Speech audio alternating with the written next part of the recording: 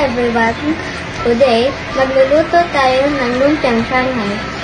Ang mga sangkap na kailangan natin ay ang mga sumusunod. Mga kasangkapan: 1/2 kilogram pork, 1 carrot finely chopped, 1 potato finely chopped, 1 garlic minced, 1 onion minced,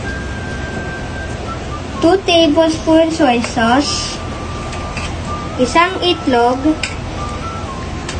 salt and pepper, pampalasa, lumpia wrapper, at mantika, pamprito, at spring onions. Pero, ito ay optional lamang. Ngayon, ang unang natin gagawin ay ilagay natin lahat ng kasangkapan sa isang malaking bowl.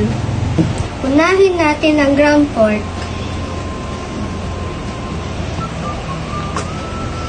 Sunod ang mga gulay.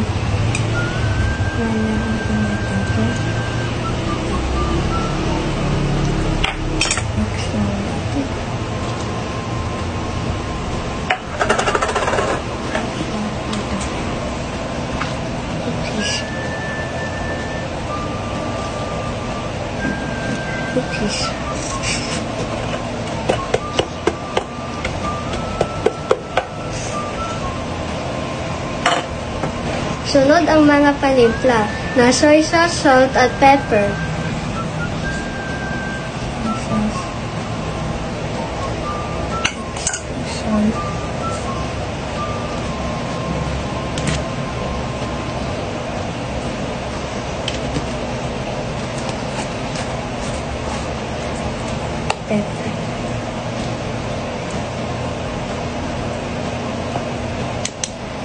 Huli ang itlog upang magdikit-dikit ang mga ingredients.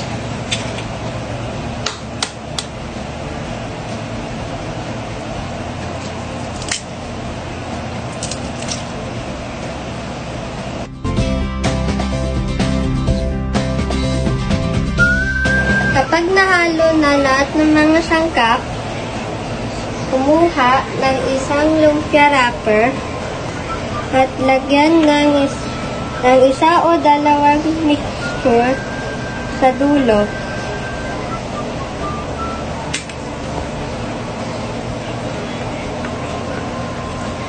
At i-roll natin ng mahigpit para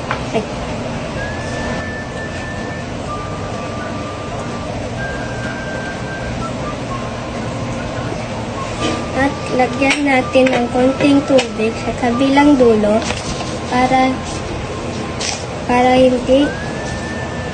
para dumikit at hindi bumuka habang piniprito.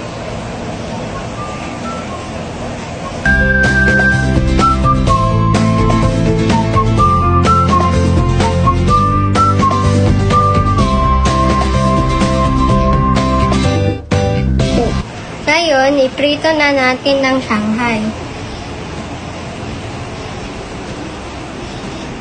Magpainit ng mantika sa kawali.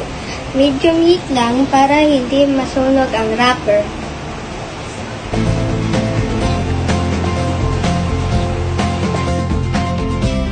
Iprito hanggang maging golden brown ng 3 minuto o mahigit.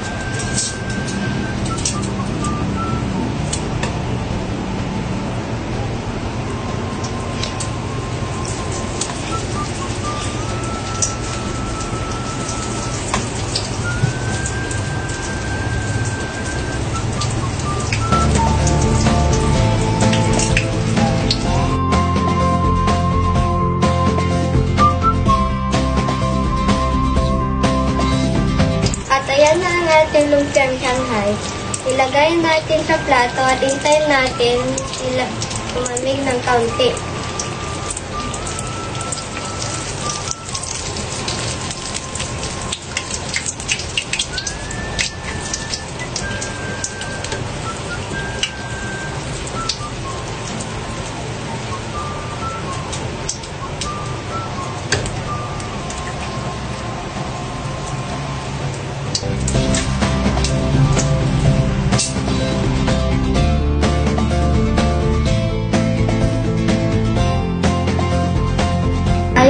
Ilagay na natin sa plato at itikman natin.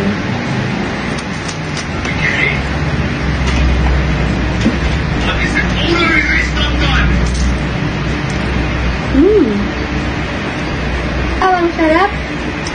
At ayan ng paano magluto ng lumpiang Shanghai. Please like, share, and follow. Bye-bye!